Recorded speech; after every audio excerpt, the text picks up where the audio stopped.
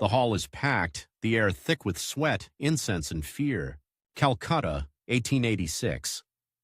Oil lamps flicker against high colonial ceilings as hundreds of Indian leaders squeeze into the town hall, their whispers rising like a storm. On the dais, a young man in a simple dhoti smooths his trembling hands over a folded sheet of paper. He has exactly 10 minutes. 10 minutes to speak under the watchful eyes of British officers in starched uniforms. 10 minutes to convince a cautious Indian elite that it is time to demand a voice in their own country. 10 minutes that will tear him forever away from the safe life of a schoolteacher and throw him into the brutal arena of national politics. His name is Madan Mohan Malaviya. He is just 25. And nothing in his quiet, devout childhood suggested that one day his words would shake an empire and build a university city out of bare earth and stubborn faith. To understand how this frail young man ended up here, throat dry, heart pounding, with history ticking down second by second, we have to go back. Back to a crowded lane on the banks of a sacred river, in a country that doesn't yet know it's about to explode. The year is 1861. India is not India in the way we think of it today. It is a conquered land, stitched together under the name of the British Raj, ruled from faraway London. The wounds of the 1857 uprising are still fresh. Gallows and ruined villages still haunt the roads. On the banks of the Ganga in the ancient city of Prayag, later called Allahabad, a child is born into a family that owns nothing but words. The Malaviyas are poor, but they are rich in something the British cannot measure: memory. His father, Brijnath Malaviya, is a celebrated reciter of the Bhagavata Purana. His voice can hold a crowd in silence for hours. People say he can make stone walls weep with a single verse. His mother, Muna Devi, runs a frugal home on almost nothing, stitching together meals, savings, and prayers with equal care. From the moment little Madan can stand, he is surrounded by sound. The sing-song of Sanskrit shlokas at dawn, the low hum of bhajans. At dusk, the murmur of weary pilgrims passing through the city in endless streams. The boy absorbs it all, wide-eyed, sitting at his father's feet as verses roll like waves through the courtyard. But just outside that courtyard, a very different language rules. Red brick government buildings rise like foreign islands in the city. Announcements are posted in English. Decisions about land, tax, law, life, and death, taken by strangers who do not know the Ganga's moods, do not understand the songs that fill Malaviya's home. For centuries, men like his father had been authorities, interpreters of sacred texts, guides of conscience. Now, in the icy logic of the colonial regime, they are irrelevant. An English-educated clerk earns more than a Sanskrit scholar. An Indian who speaks Oxford English can command more power than an old pandit who knows the Vedas by heart. For a sensitive child, this contrast is a brutal lesson. Inside the house, reverence, rhythm, stories of dharma and sacrifice. Outside, humiliation. He sees elders bow to young British officers, watches proud farmers remove their shoes before stepping into rude, echoing government rooms. Somewhere inside him, a silent question begins to grow. If knowledge is sacred, why does power kneel only before English? His father makes a decision that will shape Madan's life. However deep their devotion to Sanskrit, the boy must also enter the world of the conqueror's language, not to worship it, but to learn its weapons. So, still a child, Madan Mohan walks through the streets of Allahabad to his first school, Hardeva School. The building is basic. Whitewashed walls, wooden benches, dust swirling in strips of light. The smell of ink and chalk battles with the smell of sweat and mud. On one side of his life, he chants mantras with perfect precision. On the other, he traces strange little hooks and loops on a slate. A, B, C. He is quiet, serious, watchful. Teachers notice something unsettling about the way he pays attention, as if he isn't just memorizing lessons but secretly judging them. He excels quickly, but there is no arrogance. Just a kind of urgency, as though he knows he doesn't have time to waste. Because outside the school walls, time really is running out. The British Raj is tightening its grip, building railways and telegraph lines that stitch the vast country into a seamless network. For empire, not for Indians. Every new school they open creates a new kind of Indian, English-educated, trained to serve, to administer, to obey. By the time this boy grows up, the first full generation of such clerks and officers will be in place. If someone doesn't challenge the direction of that education now, the minds of a whole civilization will be locked in someone else's idea of progress. Madan doesn't know this in words yet, but he feels it. When he moves to the Allahabad District School and then to Muir Central College, the contradiction intensifies. On the college grounds, young men in pressed coats and polished shoes debate Mill and Macaulay, talk eagerly of competitive examinations, British civil service posts, salaries, promotions. Success, they are told, means becoming as much like the rulers as possible, without ever quite being one of them. Madan watches classmates race for English marks as if their lives depend on it. For many they do. Poverty hangs over them all, but especially over him. His family has nothing to cushion failure. Books cost money, and his father's recitations no longer bring in enough to feed growing children. He studies harder. By the light of a weak lamp, he pores over English texts, then switches to Sanskrit and Hindi, his brain dancing across centuries and languages. Milton 1 hour, the Gita the next. Reason and faith, logic and myth. There is, however, another kind of education going on in the streets. On the Ghats, he hears low murmurs about new ideas, nation, rights, representation. Men talk of the Indian Association in Bengal, of Surendranath Banerjee's speeches, of meetings in Bombay and Madras. One name begins to float through conversations like a distant drumbeat. Congress. They're going to form a Congress. For a young man hungry for purpose, these whispers are more intoxicating than any textbook. Yet life is not a romantic novel. The pressure of survival hits him early and hard. Just as he begins to taste the possibilities of higher education, circumstances slam a door in his face. Money runs out. The dream of easily completing his studies, maybe even going to England like some ambitious classmates, snaps under the weight of unpaid bills and empty cupboards. He has to work. The boy who loves ideas becomes the young man who must now stand at the front of a classroom in the government high school of Allahabad, teaching others from books he barely had time to read for himself. It feels like a demotion from his own destiny. On one level, it is a respectable job. A government school, a regular income, however small. For many families, this would be the end of ambition and the beginning of routine. But deep inside, a fuse has already been lit. Standing before rows of skinny boys reciting English grammar, Malaviya sees something nobody else is looking at. A battlefield. It is a quiet battlefield, without guns or uniforms. But it is lethal. Here, in these wooden desks and dusty exercise books, the future of India is being programmed to think in borrowed categories, in someone else's language and logic. He notices how textbooks present British rule as a blessing, a gift of civilization. How Indian history is trimmed, sanitized, or mocked. How the great rivers, temples, and heroes of his childhood stories vanish into footnotes. Every lesson he teaches carries a hidden question. Will these children grow up to serve their own people or to serve those who rule their people? In this struggle, his competitor is no longer just poverty or personal failure. He begins to see another, more frightening rival. The seductive idea of comfortable collaboration. The path held up by many of his own peers. Score high marks, pass exams, get a government post, secure your family, and stop asking dangerous questions. There are young men around him who embrace this path eagerly. They mock nationalist talk as childish, dismiss dreams of self-rule as fantasy. To them, Malaviya's stubborn concern with dharma, justice, Indian culture seems old-fashioned, even naive.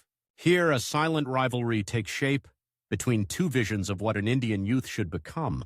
The collaborator or the questioner, the well-fed clerk or the restless builder of something not yet visible. Madan makes his choice. He cannot change the curriculum overnight, but he can smuggle something living into the dry lessons: dignity, pride, a sense of history that the textbooks ignore. Between explaining English sentences, he slips in references to Indian thinkers, to moral courage, to responsibility. He begins to speak not only to his students' minds, but to their sense of self. And outside the classroom, another door opens. His talent with words, honed in his father's courtyard and disciplined in English schools, draws the attention of local leaders. Newspapers are beginning to emerge as a weapon against colonial narratives.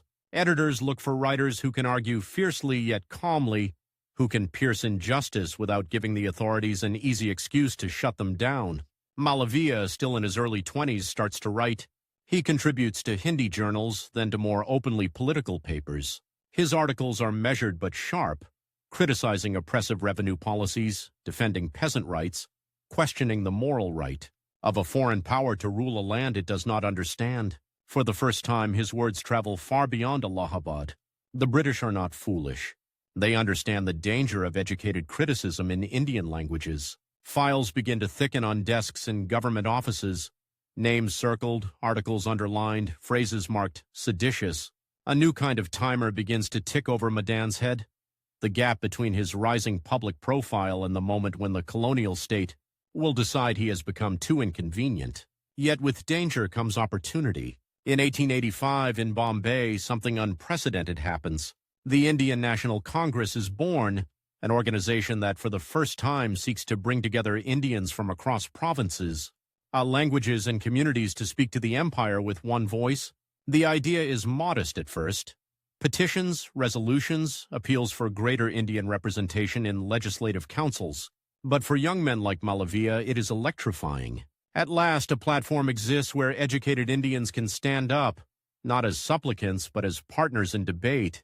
The following year, 1886, the Congress decides to hold its second session in Calcutta. Leaders begin searching for voices that can articulate the frustrations and hopes of the North. Allahabad, with its growing network of lawyers, journalists, and teachers, is an obvious hunting ground. Someone mentions the name of a young schoolteacher who can speak Hindi like a poet and English like a barrister, who quotes scripture, and statistics with equal ease, who never raises his voice but somehow holds a room. An invitation is sent. For Malaviya, it is both an honor and a test. Accepting means stepping out of the partial safety of local activism into the open glare of national politics. It means speaking in a city watched more closely by British intelligence, before an audience that includes some of the sharpest minds in India, and British spies sitting quietly in the back rows taking notes. And it means something else, a brutal time pressure in his own life. If he goes to Calcutta, if he takes the stage, there may be no retreat to a quiet schoolteacher's existence. Every word can be used against him. One misstep could cost him his job, his security, even his freedom. He has days to decide. In Allahabad, under a yellow lamp, he sits with his father, the old scholar whose own world has been pushed aside by the age of railways and telegraphs, looks at his son, this boy who has straddled both Sanskrit and English, temple and classroom, scripture and newspaper. The choice is simple and terrifying. Live for safety or live for meaning. Madan accepts. Which brings us back to that dimly lit hall in Calcutta, 1886. He stands now behind the curtain, waiting for his name to be called. Outside, the Congress session is in full swing. Bearded elders debate resolutions, clerks tally votes, ushers move through the aisles. The motion he has been asked to speak on is technical, representation of Indians in legislative councils, but the stakes are anything but technical. If he speaks timidly, he will confirm every British stereotype of the mild, unsure Indian. If he speaks recklessly, he will give ammunition to those who want the Congress dismissed as a nest of dangerous agitators. He has exactly 10 minutes to walk the thin, lethal line in between. Behind those 10 minutes lies a childhood steeped in prayer and poverty, a youth scarred by the humiliation of his culture and simultaneously empowered by the tools of Western learning. Behind those 10 minutes stands a teacher who has seen up close how education can either chain or free a nation. He walks onto the stage. The murmuring crowd settles. Hundreds of eyes follow this slim young man as he adjusts his shawl and looks out over faces from every corner of the subcontinent. Somewhere in the back, a British officer leans forward, curious. Another takes out a notebook.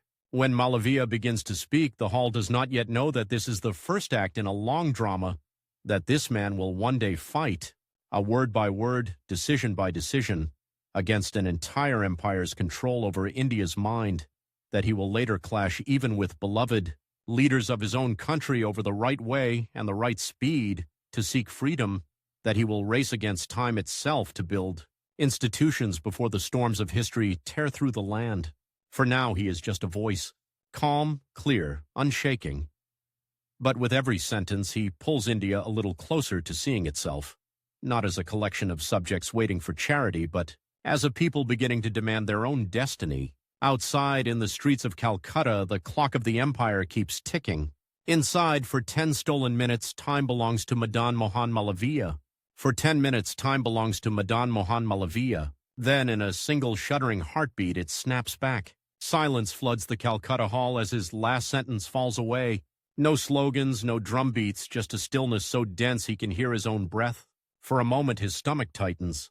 Has he gone too far? Too bold? Then the first pair of hands begins to clap. It spreads like a sudden fire. Benches creak as men rise to their feet. Elderly delegates with silver beards nod gravely. Young students in the back shout without caring about decorum. Some of them don't fully grasp the technical details of legislative councils, but they have heard something they recognize, a refusal to accept that India's fate will forever be decided in someone else's language, in someone else's parliament, on someone else's terms. On the side benches, British officers remain seated. One of them, a thin man with a scar along his jaw, does not clap. He adjusts his monocle, scribbles a line in a leather notebook, and underlines a word. Dangerous. His name is not important. His type is... Across India, in district headquarters and secretariat offices, men like him are quietly mapping a new threat, not rebels with rifles, but Indians with law degrees and clear voices who know how to obey the rules just enough to question the rule itself. Madan steps down from the dais, legs unsteady. Distinguished leaders surround him. Some grasp his hand warmly, others study him with appraising eyes. "You spoke like a man twice your age," one says. "You spoke like a man with no fear," says another. He smiles politely, but inside he knows the truth. He was terrified. He is still terrified. Not of the British officer's notebook, but of something far heavier, the knowledge that there is no going back. By the time he boards the train back to Allahabad, his life is already changing in rooms he has never seen. On a polished table in a colonial office, a file is opened. M.E. Malaviya, schoolteacher, Allahabad. Recent activity, speech at Congress, articles in Hindi press. A pencil taps on his name. In another part of the city, in the crowded office of a Hindi newspaper, an editor folds a copy of his speech and slams his palm on the desk. "This," he says to his assistant, eyes shining, "this is the voice we need." Letters begin to fly, invitations, requests, pleas for articles. Someone who can speak to both India and the Empire is suddenly in demand. But the first real test comes not from the British, not from the Congress, but from the one enemy he has never been able to intimidate, necessity. Back in Allahabad, the school where he teaches welcomes him with a mixture of pride and suspicion. Colleagues whisper in corridors. Some praise his courage, others warn that too much visibility is bad for a government servant. One afternoon, the headmaster calls him in. On the desk lies a folded letter marked with the hard, unmistakable seal of the authorities. The headmaster clears his throat, avoiding Madan's eyes. "There has been notice," he says slowly. "They say your political activity is attracting attention. They advise that you moderate your involvement with Congress, for your own good, of course." There it is, the ultimatum without the drama of a courtroom, the threat dressed as concern. Choose, safety or struggle, a steady salary to feed your family, or a future that may end in disgrace, prison, or worse. The timing is vicious. His family still counts every coin. His younger siblings depend on him. His aging parents cannot suddenly become younger or stronger. And now, like a temptation slid across the table, comes an offer. The editor of a respected Hindi weekly has written to him. Join the paper as its driving mind, its principal writer. The pay will not be high. The hours will be brutal. But the reach will be far greater than any school classroom. He has exactly 1 week to answer. If he refuses now, the offer will go to someone else. If he accepts, the fragile truce with the colonial authorities as a mere school teacher will be broken. For 7 sleepless nights, he does the arithmetic of the soul. On one side, a future of careful neutrality. Teach grammar, mind your own business, grow old in a respectable government job, maybe die known only to a small circle of students. On the other, step fully into public life, with no shield but words. Make yourself visible, and therefore vulnerable, in every district where your articles travel. Invite not only praise but surveillance. On the 8th morning, as the first light streaks the Ganga, he folds his resignation letter. The headmaster looks at him as if he has gone mad. "You are giving up a secure post," the man groans. "For what, ink, arguments? You are not a rich man, Malaviya." "No," Madan replies quietly. "And that is exactly why I must not be a silent one." He walks out of the school with no guarantee that the path ahead will hold anything but struggle. What he cannot know yet is that, far away in the same city, Another young Indian, once his classmate at Muir College, is making the opposite choice. Raghav Sharma, clever, ambitious, and impeccably dressed, sits in an office bathed in the glow of British approval. He has just cleared the tough colonial examinations. Within years, he will become a senior official in the Revenue Department, the very machinery that squeezes taxes out of starving peasants. He too has attended Congress meetings. He too has read articles calling for self-government. But he has chosen differently. India needs order, not speeches, he tells a British superior, accepting his first posting with a polished smile. And someone has to maintain that order. Two young men from the same city, from the same generation, racing in opposite directions, one towards power inside the system, one towards power against it. They don't know it yet, but their paths will cross again, in a collision that will force both to show what they really stand for. For now, Malaviya throws himself into his new life in the press. The newspaper office is a furnace. Ceiling fans creak uselessly. Compositors in sweat-stained vests arrange tiny metal letters into lines of Hindi script, their fingers black with ink. The editor paces, barking instructions over the clatter of the printing press. In a corner at a scarred wooden desk littered with proofs sits Malaviya, pen racing, mind on fire. He writes of land revenue injustice, of corrupt officials, of the quiet heroism of peasants who pay impossible taxes rather than abandon their land. He writes in a language the people understand, not in the polished English of government reports. He learns how to turn anger into arguments, grief into grammar, how to write in a way that a villager can feel in his bones and a viceroy cannot easily forbid with the stroke of a pen. But words on paper are not enough. To describe the country, he has to see it. So he travels. By bullock cart along rutted tracks, by third-class train compartments packed with coughing bodies, by boat across sluggish, mosquito-choked rivers. He visits villages where children's ribs are visible under thin skins, where mothers trade their last bangles for a few handfuls of grain. In one drought-stricken district, he sees something that will never leave him. A line of silent men, women, and children lying on the side of the road, motionless. Not resting, not sleeping, their eyes are open. A little further down that same road, go-downs, British-owned warehouses, are stacked with sacks of grain waiting to be shipped out. Of India, away from the villages where people starve in the dust. He is not the first Indian to see this. He will not be the last. But where some turn away, strangled by helpless rage, Malaviya does something else. He takes out his notebook. Every name, every village, every price of grain, every ruined field, he writes it all down. Not as a poet this time, but as a witness preparing evidence. Back in Allahabad, his articles slash through the complacency of those who live far from famine. Is this civilization? He demands on the front page. Is this the justice we are told to admire? The government is not amused. Warnings arrive, fines, thinly veiled threats of prosecution under press laws that can shut a newspaper with a single accusation of sedition. But a strange thing happens.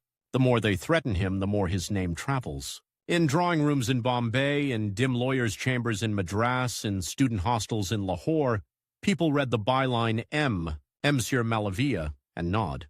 This is not a man looking for slogans. This is someone assembling a careful, devastating case against the moral claims of foreign rule. Still, there is a limit to what an editorial can do against a legal order enforced by trained barristers and judges. To challenge that machinery, he needs another weapon. He is 30. He has left a secure job once. He is again scraping by, his modest journalist's pay stretched thin. And yet, in the middle of this, he makes a decision that seems reckless even to his supporters. He will go back to study. Not scripture, not philosophy, but law. The reaction is immediate. Friends shake their heads. You will be 40 before you are settled, they warn. And then what? You think the British will suddenly listen because you have a degree? But he has done his calculations. He has watched how, in legislative councils and courtrooms, a well-argued legal point can paralyze injustice, even if only for a moment. He has seen how the British worship their own legal processes. If they have turned law into a fortress, he will learn to move inside its walls. Nights find him once again bent over books, eyes burning in the light of a flickering lamp. Roman law, British statutes, codes, and commentaries. He wades through them in the same mind that once sang with Sanskrit verse. By day, he still writes and speaks. By night, he memorizes case law and procedures. Time becomes an enemy and an ally both. He is no longer the young man of Calcutta with everything ahead of him. The white in his beard grows more visible. With each birthday, he feels the weight of 100 million lives whose future is being decided, inch, by men who look nothing like them and pray to no God who knows the Ganga. He passes his legal examinations. He becomes a vakil, a qualified lawyer at the Allahabad High Court. And now, at last, he enters the arena where he can meet power on its own terms. The courtroom is a theater of polished wood and brittle decorum. British judges in wigs look down from their raised benches. Lawyers in black coats argue in English, their words ricocheting off stone walls and echoing down history's corridors. When Malaviya rises to speak for the first time, there is a hush. He is not the most flamboyant advocate. He does not thunder or pound the desk. But he has something rarer, the ability to make a legal argument feel like a moral story. He defends peasants bullied by landlords, editors charged under repressive laws, protesters accused of disturbing the peace when the only thing they disturbed was the comfort of the rulers. In case after case, he carves out small islands of justice inside a hostile sea. One such case brings him face to face with his old rival. Years have passed since Raghav Sharma chose the path of service to the empire.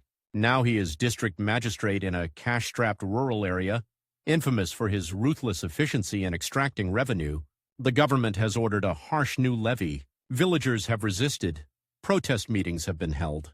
A few fiery speeches in a marketplace have been enough to send half a dozen young men to prison under charges of inciting disorder. Malaviya takes up their defense.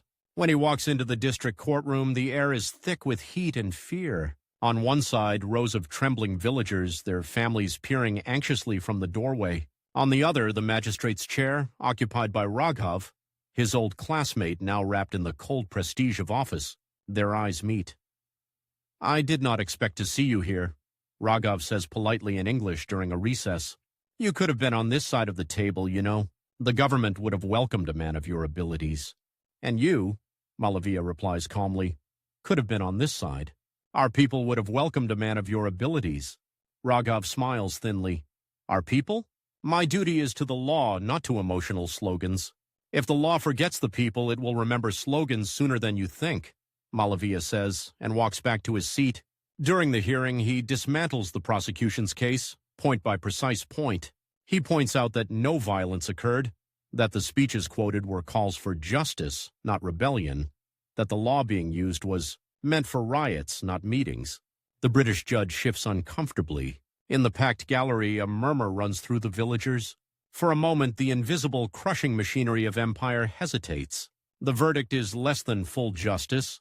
Some sentences are reduced, others turned into fines, but it is far better than the vengeful punishment the administration planned. Outside, under a harsh sun, the freedmen touch his feet in gratitude. He stops them. "Stand up," he says softly. "If you wish to honor me, educate your children. I can argue in court for some years. They must argue for India after I am gone." The case spreads his fame deeper into the countryside. It also deepens the simmering rivalry between him and officials like Raghav. They represent two futures racing against each other. One future in which educated Indians climb higher into the colonial hierarchy, decorating a foreign system with brown faces. Another in which educated Indians turn their learning inward, building their own institutions, their own political muscles. By the first decade of the 1900s, the clock speeds up. The Indian National Congress has grown from a cautious debating society into a restless, divided beast. The partition of Bengal in 1905 tears the country's nerves open. In Calcutta, Swadeshi bonfires consume British cloth. In Pune and Bombay, the words of Bal Gangadhar Tilak light up young minds with a new, burning impatience.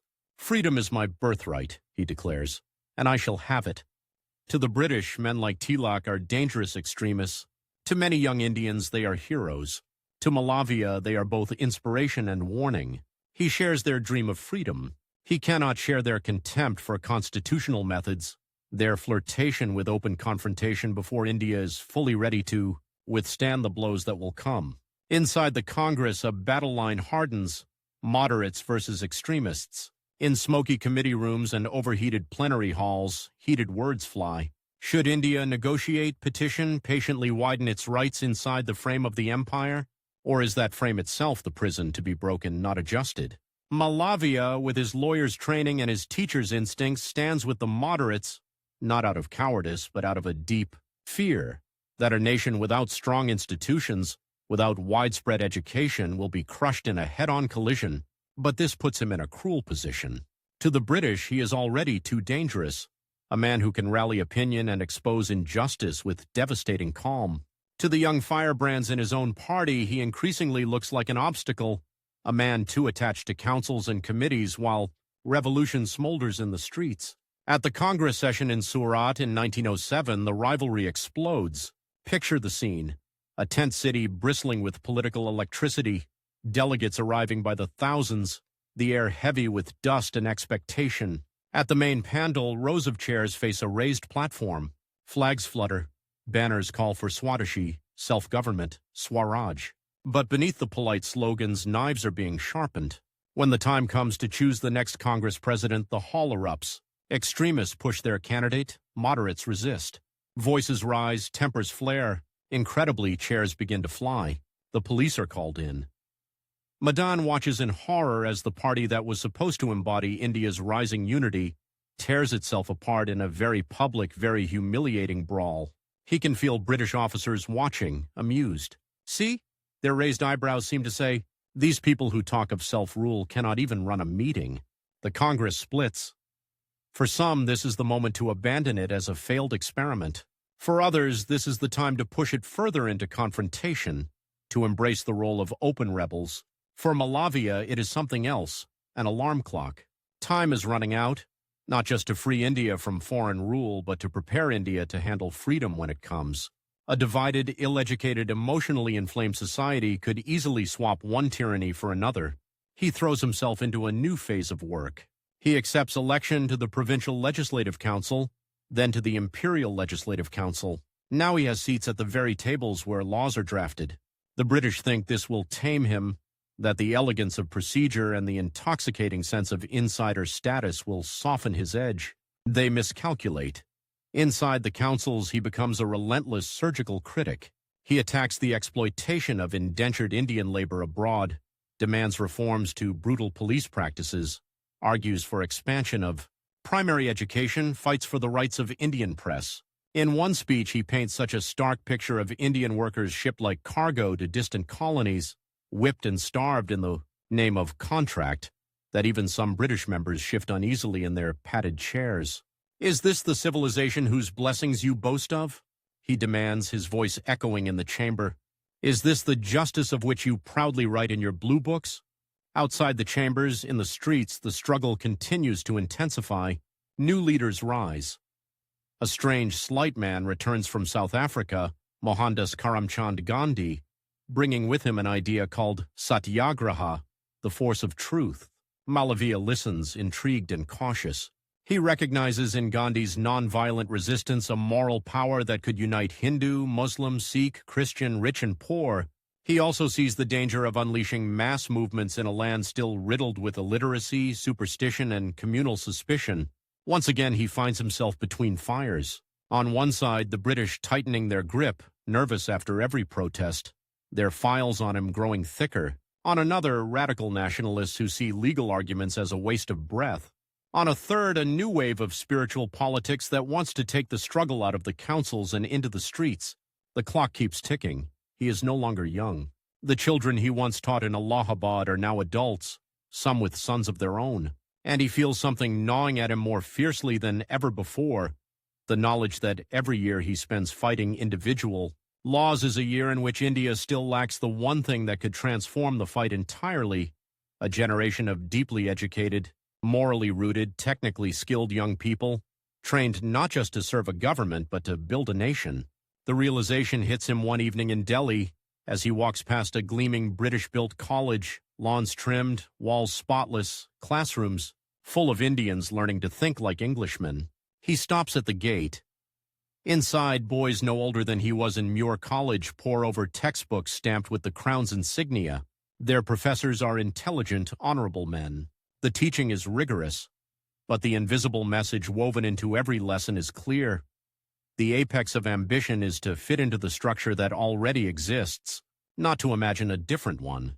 He feels in that moment a cold breath down his neck. If he and his generation lose this race, if men like Raghav win, if the best Indian minds keep climbing the imperial ladder instead of building their own, then political freedom, whenever it comes, will be a shell without a kernel. He looks up at the colonial building and sees a rival not just in the British state, not just in officials or even in extremist slogans, but in this very idea of education as mere training for service. The competitor has never been more clearly defined. It is not one man, it is an entire system, and it is ahead. In his mind, something begins to form, not a speech, not a law, not a newspaper article. Something larger, stranger, more audacious than anything he has yet attempted. An institution, a place where India can educate its own children in its own spirit, at the highest possible level, where Sanskrit and science, industry, and interdiscipline, law and dharma can sit side by side. A university like none the subcontinent has ever seen, raised not by government charity but by the faith and sacrifices of ordinary people. The thought terrifies him. He enumerates like a cautious lawyer everything against it: the astronomical funds required, the inevitable opposition of the government, are the sneers of his own colleagues who will call it a pious dream, his age, his health, his already overfull life, and the cruelest constraint of all, time. He has, if he is lucky, 20 years of full strength left, perhaps less. Can such a colossal undertaking even be begun, let alone completed, in that span? Meanwhile, across the table in council meetings, he sees men like Raghav, now a senior official in the education department, pushing plans for more government-controlled colleges, more institutions to feed the administrative machine. Your idea is admirable, Malaviya ji, Raghav tells him with smooth condescension when he first hears a hint of the plan. But be realistic. Universities are not temples. They need money, endowments, legislation. Leave such things to experienced administrators. We will expand higher education at the proper pace. Proper pace, the phrase burns, because beneath those mild words lies a clear warning. If you try to do this outside our control, we will make sure you fail. Through delays in approval, through red tape, through politely worded sabotage. The race is on. On one side, a vast empire with its coffers, its bureaucracy, its comfortable Indian collaborators who believe nothing important can or should be built without official permission. On the other, one determined, aging lawyer-politician with no fortune, no official power over education, and only one weapon that has ever truly belonged to him: the ability to move hearts. He goes to bed that night in his cramped lodging, listening to the city's restless hum, aware that the second half of his life is about to begin, a half in which he will not only battle for laws or for speeches, but for bricks, for benches, for blackboards, for the very shape of India's mind. Outside his window, the empire's clocks tick with mechanical certainty. Inside his chest, another clock has started, more urgent, more merciless. He has only so many years left to outrun a rival system built over a century, and somewhere in that narrowing corridor of time, Madan Mohan Malaviya decides he will try the impossible. Imagine trying to build a university faster than an empire can bury an idea in red tape, and faster than your own heart can wear itself out. That is the race Madan Mohan Malaviya wakes up to the next morning. He has no land, no charter, no money, just a terrifyingly clear picture in his mind. Vast classrooms under the open sky of Kashi, laboratories humming with experiments, a great library where a student can pull down a volume of Euclid with one hand and a manuscript of the Upanishads with the other, and a clock ticking. He knows what he is up against. The Raj is already expanding its own colleges, stamping them with the reassuring words, government approved, turning bright Indian boys into efficient cogs. If he does not move first, if his university remains only a beautiful sentence in a speech, the empire system will swallow the future whole. He begins with the one resource he has always had: people.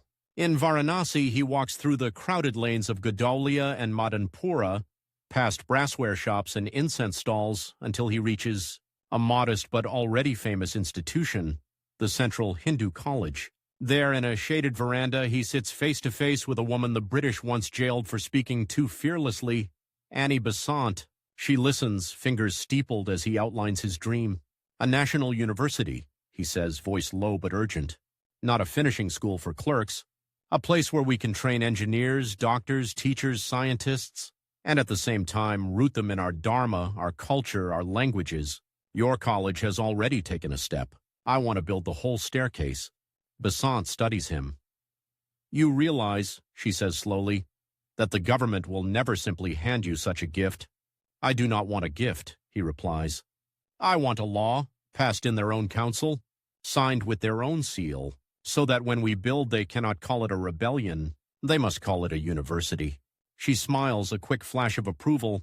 And what do you want from me? Your college, he says. Not as a takeover, as a seed. Merge it into something larger. Let it become the nucleus of this university. The Central Hindu College will not die. It will expand until no wall can hold it. It is a bold ask. Central Hindu College is her creation, her pride. It is also carefully, delicately tolerated by the British, merging it into a explicitly Hindu university project led by a known nationalist could trigger suspicion, even reprisal. Far away in a government file room, a name already sits underlined in blue pencil. Besant, Annie, agitator. Adding Malaviya into that file will not make life easier. She considers. Outside from the college grounds comes the murmur of students reciting Sanskrit verbs, the scratch of chalk on slate. You are proposing, she finally says, to challenge the entire imperial education system with one institution. I am proposing, he corrects gently, that we begin. After a long pause, Annie Besant nods. And if they try to crush it, then at least, he says, they will have to show the world that their civilization is afraid of a library. It is done. The Central Hindu College will form the heart of his proposed Banaras Hindu University. In that one agreement, the dream moves from the clouds to the ground. Now comes the part that frightens even him. Money. He calculates, pencil moving rapidly over paper. Land, buildings, laboratories, hostels, staff, equipment. The sum is obscene for a man who once counted his salary in cautious rupees. 1 crore, 10 million rupees. A fortune beyond imagination for ordinary Indians. The government will not fund it. The princes have their own priorities. The middle classes are already squeezed by taxes. So he does something only a desperate man with a hard deadline would do. He decides to beg. Not meekly, not privately, but publicly, across the length and breadth of India. He puts on a simple white dhoti and kurta, wraps his shawl, and begins what will become one of the strangest pilgrimages in modern history, a fundraising yatra for an unborn university. At princely courts, he stands under chandeliers before men who rule millions. In Mysore, in Gwalior, in Baroda, he speaks with the same calm intensity he once used in Congress speeches, but now his audience wears silk and jewels. Your Highness, he says, the British will not rule here forever. When they leave, and they will leave, whether they wish to or not, what will remain? Buildings, titles, or the minds of your people? Give me money and I cannot promise you a statue. Give me money, and I cannot promise you a mention in a British Blue Book. Give me money, and I will promise you this, that a boy born in the poorest lane of your state will one day walk into a laboratory built with your donation and change something in this land that no foreigner can change. Some princes are moved. Maharaja of Darbhanga, the Nizam of Hyderabad, rulers of Benares and other states open their treasuries. Cheques are written in sweeping Urdu and Devanagari scripts, the zeros trailing like comets. But he does not stop at palaces. On foot, by train, by bullock cart, he goes to towns where the richest man owns 2 shirts, not 2 palaces. In Allahabad, Kanpur, Lahore, Madras, he addresses grain merchants and textile traders, school teachers and clerks. At the end of the speech, he does something that startles them. He steps down from the dais. He walks among them, holding out a simple cloth, the way a temple pujari might hold out a plate for offerings. Not for me, he says, for your children. For a university that will belong to you more than it will ever belong to any government. A woman in a faded sari tugs off a tiny gold earring, hesitates, then drops it into the cloth. A weaver hands over 10 annas, almost a day's wage. A child, eyes wide, slips in a single copper coin. Years later, engineers will walk across BHU's sprawling campus on concrete poured from those sacrifices. For now, all that exists is the cloth in his hands, getting heavier with every stop. In smoky government offices, reports begin to circulate. Subject: proposed Hindu university at Benares. The notes are cool, clinical. The scheme, as advocated by Mr. M.M. Malaviya is gaining popular support. Large sums reported collected from native states and private individuals, potential center of nationalist sentiment, recommend close monitoring and control. In a high-ceilinged room in the education department, Raghav Sharma reads one such report with a frown. By now, Raghav is no longer just a district officer. He has climbed, step by careful step, into the circle that frames imperial education policy. Files move across his desk that will shape syllabi, decide which languages rise and which are quietly starved. He taps his pen on Malaviya's name. Dangerous idealism, he mutters. If he succeeds, every zealot with a following will want his own university. His British superior, a balding man with a kindly smile that never quite reaches his eyes, nods. Your friend is quite the dreamer, he says. We can't very well stop people from throwing their money into a pit, but we can insist that any university must satisfy government standards. We can insist on an act, regulations, inspections, meaning chains wrapped in velvet. Draft a note, the officer adds. Advise the viceroy that while the scheme may be permitted in principle, control must remain firmly with the state. We cannot have these institutions becoming nurseries of sedition. Raghav dips his pen. He has not spoken to Malaviya in months. Their last exchange at that district court still hangs between them. Our people, my duty. Now, in the quiet scratch of nib on paper, he makes his choice again. Any recognition of the proposed Banaras Hindu University, he writes, should be contingent on strict oversight and the right of the government of India to intervene in its management and curriculum. The file begins its slow journey upwards. Meanwhile, Malaviya is running. He moves so fast between cities that his diary becomes a blur of station names and donation amounts. His beard is more white than black now. His doctor warns him about his heart, his blood pressure. Slow down, the physician says firmly. You are not 30 anymore. I cannot slow down, Malaviya replies. The government's colleges are not slowing down. The empire's children are being trained every day. If our children must wait, we have already lost. But money alone will not birth a university. For that, he must wrest from the very machinery of the Raj something rarer than rupees, an act of the Imperial Legislative Council. Once again, he steps into the polished, deceptive calm of that chamber, but now as a supplicant for an audacious dream.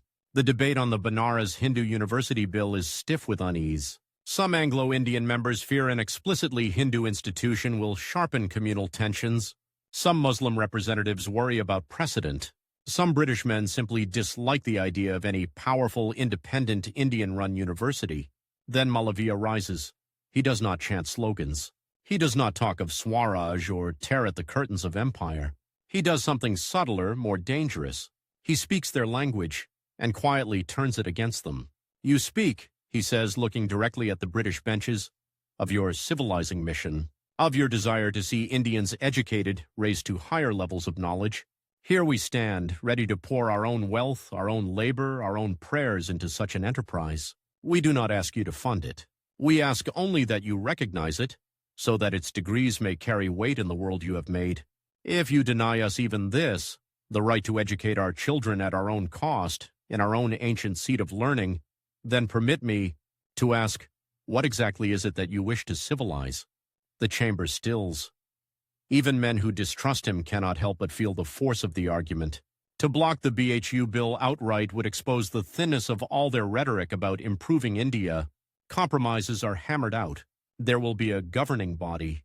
The university will grant modern degrees in sciences and arts, not just religious studies. The government will retain certain powers of supervision. It is not the perfect autonomy of his dreams, but it is a law, a foothold cut into a cliff. In 1915, the Banaras Hindu University Act passes. The next year, on land donated by the Maharaja of Banaras on the southern edge of the sacred city, the foundation stone is laid. The ceremony is a spectacle.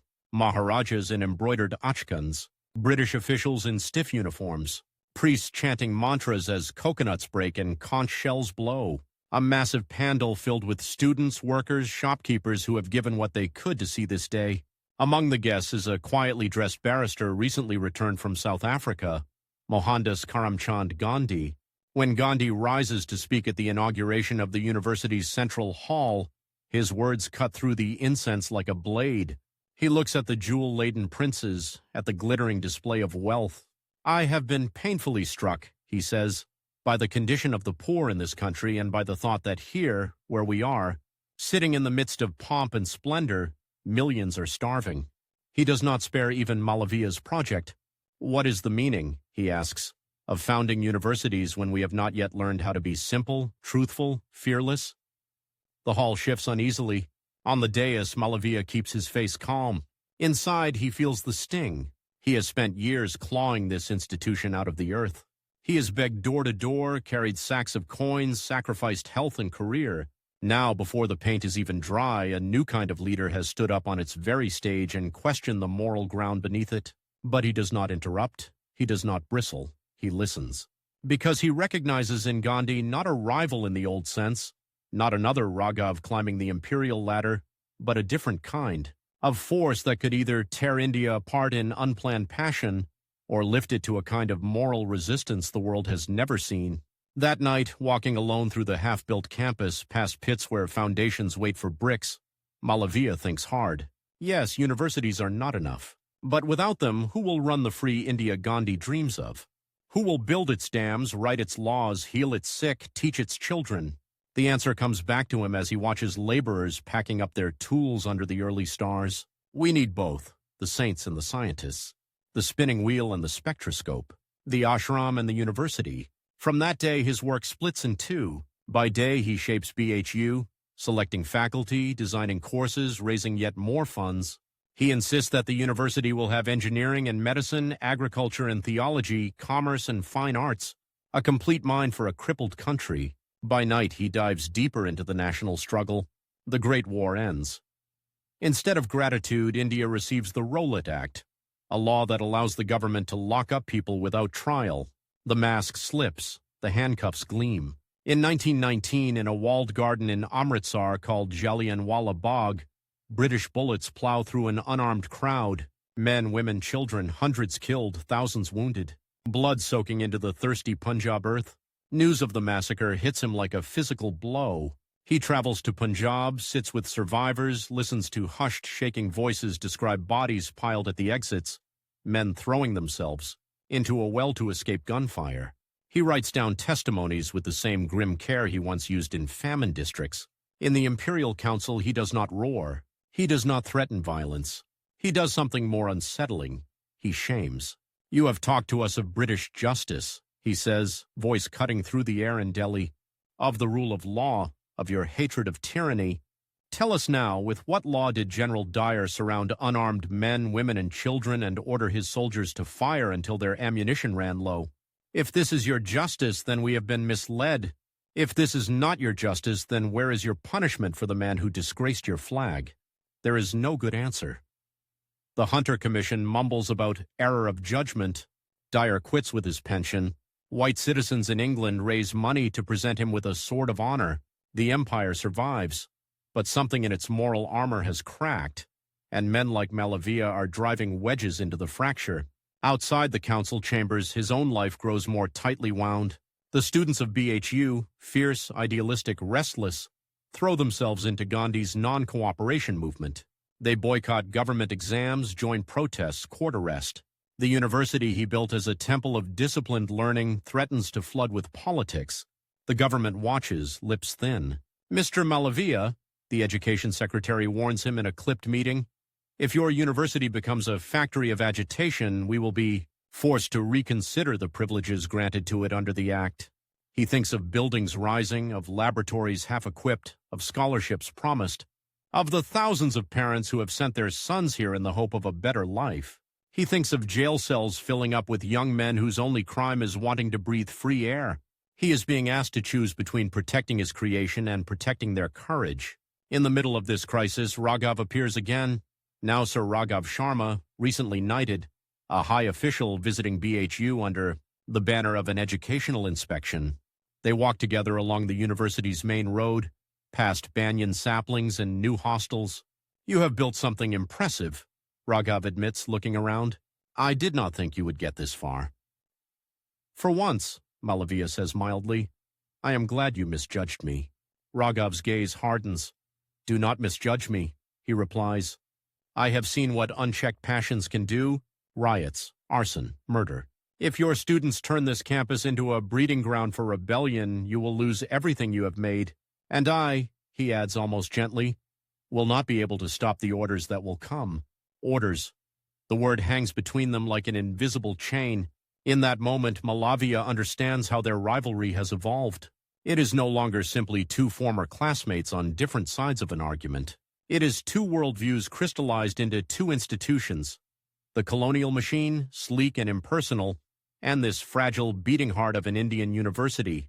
Tell me, Raghav, he asks quietly, when your own son is of age, will you send him to one of your government colleges, or here? Raghav hesitates, just for a second. That is not the point, he snaps. Do your duty. Keep your boys away from politics. Teach them mathematics, not martyrdom. He leaves with a cool handshake and a long, searching look at the young men loitering under neem trees, their eyes full of questions. Neither of them can yet answer. The pressure mounts. Gandhi calls for total non-cooperation. Lawyers are asked to abandon their practices, students to suspend their studies, citizens to boycott everything with a British seal. He respects the Mahatma. He is torn by the brutality of the Raj, but he cannot shake his fear that a country without an educated backbone will win the right to drive its own cart and then find no one who knows how to steer. So he walks a knife edge. He gives up comfort. He pours more of his time into Congress, into protests against repressive laws. Twice more in 1918 and again in the early 1930s, he accepts the dangerous honor of presiding over the Indian National Congress, once on the eve of Gandhi's first big movement, once at the height of civil disobedience and British crackdowns. He supports Satyagraha, but begs students not to abandon education entirely. He criticizes the Raj, but resists calls to burn down every bridge to constitutional work. It pleases no one entirely. To the British, he remains a respectable agitator, infuriating precisely because he cannot be painted as a wild-eyed rebel. To some young revolutionaries, he is too cautious, too bound to law and institutions. To conservative elders, he is too willing to provoke the government. Time, relentless, keeps moving. His hair thins. His hands tremble slightly when he signs letters late at night. Doctors whisper about angina. Friends urge him to retire, to enjoy at least a few quiet years among books and grandchildren. He looks out at BHU's growing skyline, the rising spire of the Vishwanath Temple, designed to stand as tall as any church steeple, the expanding quadrangles of the engineering college, the bustle at the newly founded medical faculty. Every building is a deadline he has beaten, and yet the rival system he set out to race is still out there. Government universities, official colleges, scholarships to British institutions. The path Raghav chose remains well-lit, well-funded, tempting to any ambitious boy, so he pushes on. In 1932, amid mass arrests and censorship, he is detained for his role in the freedom struggle. The man who once argued in courtrooms now tastes the iron smell of prison bars. One humid evening in that cramped cell, a familiar figure appears outside the grill. Older, stiffer in movement, hair flecked with gray, Raghav. They face each other through the rusted metal. "I warned you it would come to this," Raghav says. His voice is not triumphant. It is tired. "And I warned you," Malaviya replies, "that laws which forget people will one day remember slogans." A faint, humorless smile twists Raghav's mouth. "Your university is under scrutiny," he continues. "There is talk in some quarters of curtailing its powers, even closing certain departments. There are too many young men coming out of those classrooms who think like you, not like us." "Then it is working," Malaviya says quietly. Raghav grips the bars for a moment, knuckles pale. "You are an old man now, Madan. Your heart is not what it was. You will not live to see how this ends. Is it worth gambling your life, your university, everything, on the fantasy that this country can govern itself without tearing itself to pieces?" Malaviya steps closer until they are almost breath to breath with only the bars between. "When you and I are dust," he says, "these boys will still be alive. Some will sit in parliaments, some will run factories, some will heal the sick, some will teach the next generation. I am not gambling, I am investing." Silence. For the first time, something like uncertainty flickers in Raghav's eyes, because even he, servant of the empire, has seen the other side. District tours where villagers doff their caps with resentment, he cannot entirely ignore. Reports from London about debts, about the cost of holding India down, whispers in corridors that the sun may not shine forever on this empire after all. He straightens, masking whatever passed across his face. "I doubt we shall meet again," he says. "We will," Malaviya replies softly. "In the minds of those boys, they will have to choose which of us they follow. That is where our real meeting will be." Days blur into weeks.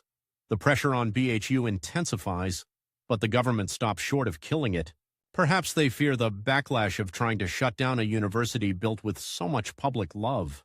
Perhaps they still believe mistakenly that degrees and discipline will mellow its graduates into safe professionals. Meanwhile, inside that campus, under the shade of spreading trees and the humming fan blades of lecture halls, a quiet miracle is occurring. In chemistry labs, young men in white coats experiment late into the night, their minds as alive with equations as with political slogans. In Sanskrit classes, ancient shlokas are read not as dusty relics but as living ideas about duty, truth, responsibility, concepts that will one day inform debates in an Indian parliament. In engineering workshops, measurements are taken for bridges no British official has ever planned, for dams never sketched in colonial reports. Every quiz, every exam, every late-night discussion in a hostel room is another grain of sand moved from one side of history's scales to the other. And somewhere beyond the hostel walls, beyond even the railway lines at Benares Station, the larger battle rages on: satyagraha campaigns, hunger strikes, Britain's economy straining under war, whispers of constitutional reform, of dominion status, of independence. Madan Mohan Malaviya stands, often literally, sometimes barely held upright by will alone, at the crossroads of these two storms, the storm of ideas in young minds and the storm of a dying empire trying to hold its shape. He has already lived longer than many of his generation. He knows the margin left to him is shrinking. Yet in that narrowing strip of years, the thing he dreamed in a moment of fear outside a colonial college has taken form in brick and stone, in syllabi and songs. The race he began with almost nothing now enters its final stretch. Ahead lies a future he will only partially see. New leaders stepping out of BHU's gates into jails, into legislatures, into laboratories. A country inching closer to tearing up the very act that once gave his university legal life. Behind him lies a lifetime of speeches, cases, editorials, marches, and above all, an institution that refuses to be just another colonial ornament. The empire's clocks still tick. But for the first time, when they strike the hour, they are not the only sound in the land. In lecture halls in Benares, another sound is rising. The murmured recitation of formulas and verses, the scrape of chalk, the low thunder of young voices arguing about what India should be. Every one of those voices carries a fragment of his will. And as his own time begins to run dangerously low, Madan Mohan Malaviya realizes that the real question is no longer whether he can outrun an empire. It is whether the generation coming after him can. On the day the empire finally begins to crack in public, Madan Mohan Malaviya is not in a council chamber, not on a protest march, not thundering from a podium. He is lying on a narrow hospital bed, staring at a hairline crack in a whitewashed ceiling, listening to a clock he cannot out-argue. Outside, the world is racing toward a decision. Inside, his heart is racing toward a deadline. The doctors have told him what he already guessed. The strain of decades, speeches, court cases, agitations, endless travel, sleepless nights over university accounts, has carved deep lines into his arteries. Any exertion could be the one that tips him over. 6 months, one whispers outside the curtain. A year if he rests completely. Rest. For a man whose life has been a sustained sprint, the word sounds less like advice and more like a sentence, because even as his body demands stillness, the country is entering its most violent motion yet. War has broken out in Europe. Rumors of Japanese armies moving through Southeast Asia creep into Indian newspapers. The British, who once swaggered through Delhi as if they had 1,000 years in their pockets, suddenly look over their shoulders. Somewhere, quietly, the clock that has always favored the empire has begun to favor the revolution instead. But the question that keeps Malaviya awake in that antiseptic room is brutally simple. Will his own body hold out long enough for him to see even the outline of the India he has imagined since he was a boy? Or will time, having finally turned against the Raj, turn against him at the same moment? He closes his eyes. In the dark behind his eyelids, there are no doctors, no medicines, no graphs of blood pressure. There is a long sunlit road cutting through the BHU campus. Banyan trees now grown so tall they cast real shade, hostels buzzing with life, lecture halls spilling over with arguments. He hears the chant of Sanskrit meters, the clatter of engineering tools, the soft slap of shoes as students hurry from physics to political science. The university lives. The empire is shaking. He is running out of breath. He opens his eyes and makes his decision. If the doctors insist on a limited number of journeys left in his life, he will spend them like a miser spends his last coins, only where they can tip the balance of history. The first of those journeys is not to Delhi, not to Bombay, not to London's echoing corridors. It is to the Ganga. They carry him, almost literally, to Haridwar. The air is thin, the light sharp, the river a cold silver blade cutting past the Ghats. Here, years ago, he had fought to stop slaughterhouses from rising on her banks, arguing that some things in this country must remain, untouched by imperial profit. Now he sits, wrapped in a shawl, watching men and women descend the worn stone steps with offerings of marigolds and trembling hope. "Ganga," he whispers under his breath, "I do not ask you to save me. I ask you to save them, this country, its soul, and give me enough time to do my share." A gust of wind rolls across the water, spraying his face.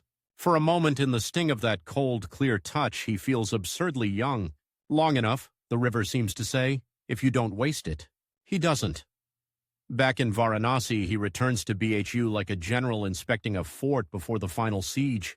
The campus has changed since the days when he walked from one half-built building to another with blueprints and begging letters in his bag. There are proper roads now, shaded by trees he had once seen as saplings. The medical college has its own low white complex. The engineering college hums with machinery that would have looked like sorcery when he was a boy learning his first English words. But something else has changed too. On hostel walls, Gandhi's spinning wheel shares space with Subhas Chandra Bose's profile. Newspaper cuttings about war in Europe sit beside poems about freedom. In tea stalls, students argue not just about exams, but about socialism, about revolution, about whether the British can be persuaded out or must be pushed. BHU is no longer just his project. It has become a crucible in which dozens of different futures for India are being heated to white intensity. Sometimes, as he listens from a quiet corner, their urgency thrills him. Sometimes it terrifies him. Because now, more than ever, one wrong spark could rip this carefully built institution apart. One evening, as the winter light thins to gold over the university's central quadrangle, a car pulls up near his modest residence. The liveried driver opens the door with a deference that does not match the uneasy look on his face. Out steps Sir Raghav Sharma. The years have not been kind to him either. His hairline has receded. His shoulders are no longer squared with the easy arrogance of a young magistrate. But the old stiffness remains in his walk, the habit of command still in the line of his mouth. They sit facing each other in a small drawing room lined with books and stacks of student petitions. "You should not be traveling," Malaviya says. "Your doctors—" Raghav's lip curls. "We have the same doctors, it seems. And they say the same things to both of us. That is why I am here." A beat of silence. Outside, a group of students passes, laughing, a snatch of Urdu couplet floating in with them before the sound fades. Raghav's eyes flick toward the window, then back. "The war has changed everything," he begins. "London is pressed, Germany in the west, Japan in the east. The government needs India's support more than ever. They are discussing concessions, constitutions, a different kind of governance after the war." "I read the papers," Malaviya replies. "I know about the Crips offer." "You also know," Raghav presses, "that if the Congress and the League keep pulling in different directions, there will be nothing to transfer but chaos. Hindu, Muslim, Sikh, all tearing at each other. You have influence, here especially, among the young, among the orthodox, among those who listen more to pundits than politicians." He leans forward. Use it to cool things down, to hold this place together. If universities like this catch fire along communal lines, it will not matter what constitution is drafted. There will be no country left fit to receive it. See, it is the first time Raghav has spoken not as the voice of an unshakable empire, but as a man who has looked into the abyss of what might come after. Malaviya studies him. "You speak," he says slowly, as if you will not be here when the new arrangement comes. Raghav doesn't flinch. I will retire when the war ends, he says. London will send younger men if they send any at all, men who have not grown up with this land, who see it only in columns of revenue and troop movements. He hesitates, then adds in a lower voice, my son Arvind has made his own decisions. He is not like me. And there it is, the twist neither of them names at first. You mean, Malaviya says gently, he is like me? Raghav's jaw tightens. He took admission here, he says. At this university you built, against my wishes. He will graduate soon. A strange, sharp warmth runs through Malaviya's tired chest. Somewhere between these neem-lined avenues, the son of the loyal officer has been breathing the same electric air as the sons of clerks, and farmers and zamindars' accountants. Somewhere in a classroom or a hostile discussion or a political meeting, something shifted. You brought him? Malaviya asks. No, Raghav snaps. He told me when it was too late to stop.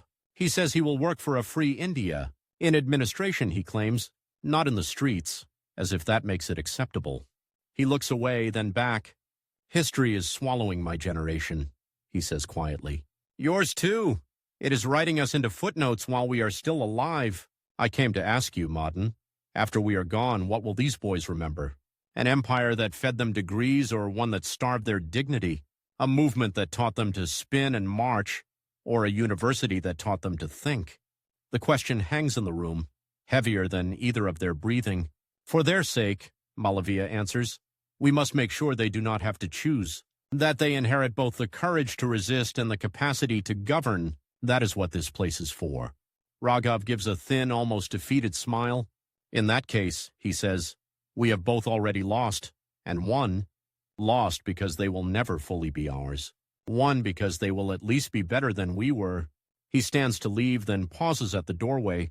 If there is partition, he asks abruptly, will you tell your students to fight? Malaviya's reply is instant. I will tell them to protect, he says. The weak, the frightened, the neighbor whose prayers sound different from theirs. If they must fight, let it be against hatred, not for flags. For a moment, Raghav seems about to say something more. Then he only nods, almost a bow, and steps out into the lengthening evening. The rivalry that began in a dusty colonial classroom has come full circle here in a quiet university house. Two old men, each with one foot in the grave and the other in the quicksand of history, have finally admitted what decades of files and speeches hid. They are no longer fighting only each other. They are fighting time.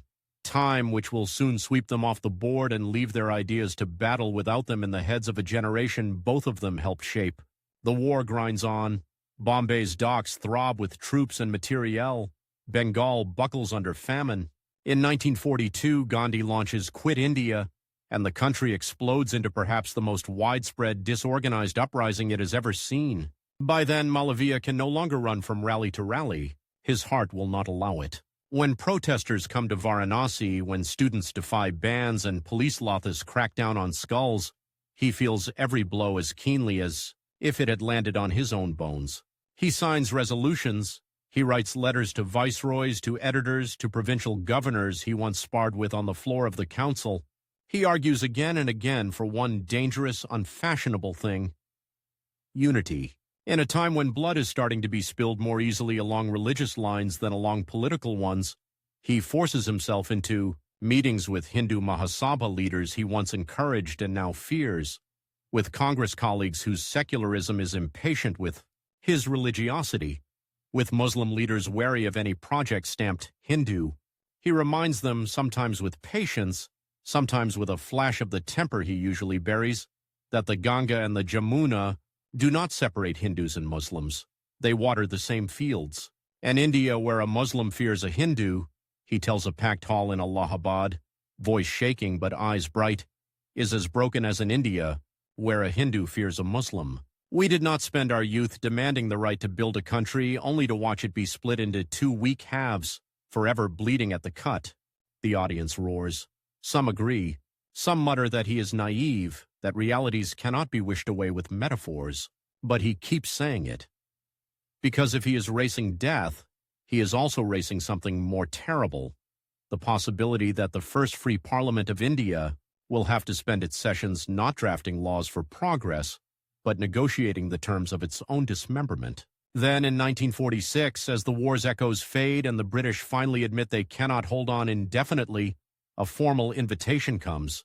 Uttar Pradesh elects him to the Constituent Assembly, the body that will write independent India's constitution. The old lawyer who once picked holes in imperial statutes will now have the chance, at least in theory, to help draft his own nation's fundamental law. It is the kind of symmetry historians love. His doctors hate it. You cannot, they say. The travel, the strain, the endless debates, it will kill you. He looks at the telegram again, at the simple lettering bearing the enormous weight of all those years of speeches and sacrifices. To refuse is to choose personal survival over the last best chance to shape the spine of the India he has served in 10,000 smaller ways. He accepts. The train to Delhi is slower than it used to be, or perhaps he is just more aware of each turn of the wheels. Outside, the landscape unspools in a blur of fields and stations, of huts with thatched roofs and the occasional jarring billboard, advertising British-made goods to a people on the brink of making their own. In the compartment with him sits a young man in a well-pressed kurta, files in his lap, eyes bright with the nervous excitement of someone about to enter the stage of history. "Sir," the youth says, clearing his throat, "my name is Arvind Sharma.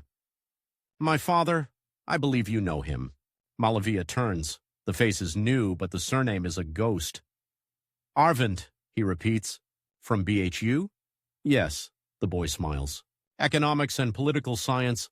I graduated last year. I have been appointed as a secretary to one of the committees of the Assembly." He hesitates, then plunges on. "I argued with my father for months," he says. "He wanted me to join the civil service under the Crown. I told him there would soon be no Crown worth serving here. I told him if I must be a clerk, I would rather clerk for my own people's laws." There is no bitterness in the words. Only a clear, hard practicality. Something deep in Malaviya relaxes. So this is how rivalries end, he thinks. Not in decisive victories, but in sons who study under your teachers and then walk calmly past your enemy's dreams into a different future.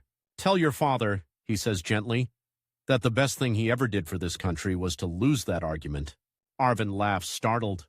"He might actually agree, sir, in his own way." The train whistles into Delhi. Once stepping onto this platform as a member of the Imperial Legislative Council, he had felt the weight of alien authority heavy in the very lines of the station's ironwork. Now the same arches frame crowds chanting Vande Mataram and Pakistan Zindabad in competing waves.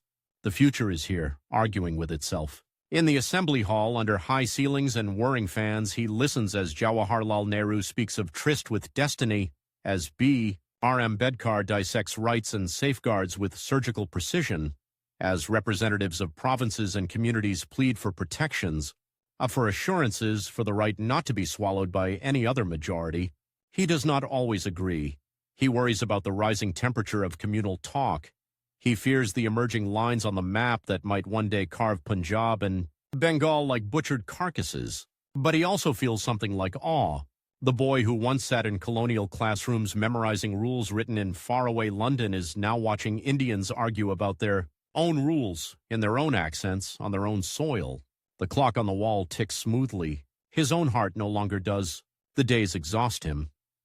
After sessions, he returns not to long evening walks and strategy meetings, but to a bed where nurses fuss and doctors argue in whispers over medication doses.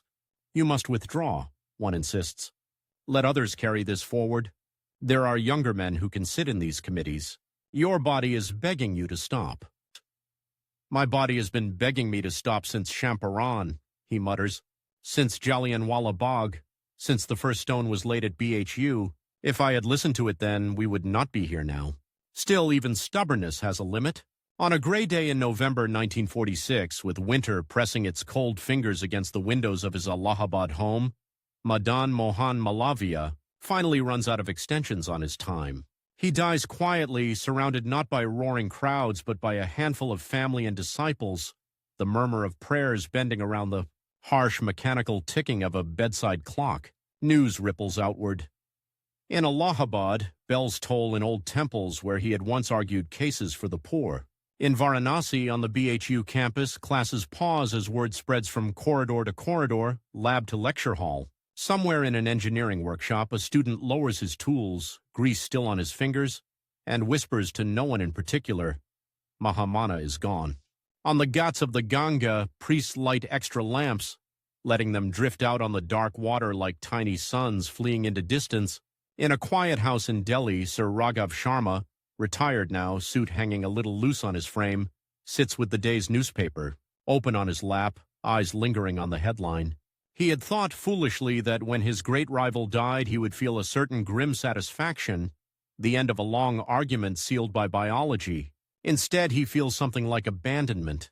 Because with Malaviya gone, there is one less person on earth who remembers the exact way the sun fell through the windows of that old classroom where a boy from a priest's family and a boy from a clerk's family first clashed over what this country could be. Arvind finds him like that, staring at the paper. Baba? The son asks softly. Raghav folds the sheet with care. Go to Banaras, he says. On my behalf. Take flowers. Not as an officer, as a student's father. Arvind nods. Years later, when historians argue about what really moved the British, bombs or satyagraha, wars or economics, mutinies or moral pressure, they will mention Gandhi, Nehru, Patel, Bose. Some will mention Malaviya as a footnote, a moderate, a builder of institutions, a Hindu leader who tried to keep unity. They will rarely mention the nights he spent in cheap lodging houses between fundraising tours, his shawl pulled over his head against both cold and discouragement. They will not see the faces of weavers' children who pressed copper coins into his palm, or the look on a prince's features when he realized the man asking him for money could not be bought with anything in his treasury. But they will see something else. They will see, crossing the floor of India's first parliament, young MPs who once argued in BHU's classrooms until midnight. They will see doctors fighting epidemics in villages who first learned to hold a scalpel in the medical college he insisted on building. They will see engineers laying the blueprints for dams and factories and bridges. His colonial contemporaries had never dreamed of funding for Indians. They will see poets and professors, economists and administrators who once walked under the same banyans he planted and spoke in the same convocation halls he struggled to roof. Decades after his death, when a free and impatient India begins to erect its own pantheon of heroes, his name will return in the form of an old affectionate title, Mahamana. In 2014, nearly 70 years after his body was consigned to the Ganga's embrace, the Republic of India will confer on him its highest civilian honor, the Bharat Ratna. By then, the empire he raced against will be a chapter in school textbooks. BHU will be a city within a city, clogged with traffic, bursting with students, its walls plastered with posters for student elections, our coaching classes, film screenings. It will no longer be the pristine dream he once held in his mind like a fragile flame, but in lecture halls where ceiling fans rattle and PowerPoint projectors hum, a familiar struggle will continue, young Indians figuring out who they are between calculus and constitutional law, between Sanskrit meters and computer code. Some will never have heard his name. They will still be living his legacy. Because the true measure of Madan Mohan Malaviya's life is not in statues or stamps or even awards. It is in this simple fact that in a time when it was easier, safer, more profitable to polish the gears of an empire, he chose instead to build a place where that empire's children could learn how to dismantle it with their minds. He did not live to see the flag rise over a free Indian sky. But every time a boy or girl from a dusty small town steps off a bus at the edge of the BHU campus, looks up at its buildings and feels a sudden dizzy sense that the future might be larger than the horizon they were born with, the race he ran begins again, this time without an empire at their back. This time with his voice, calm, insistent, tireless, echoing in the spaces he carved out of stone and resistance.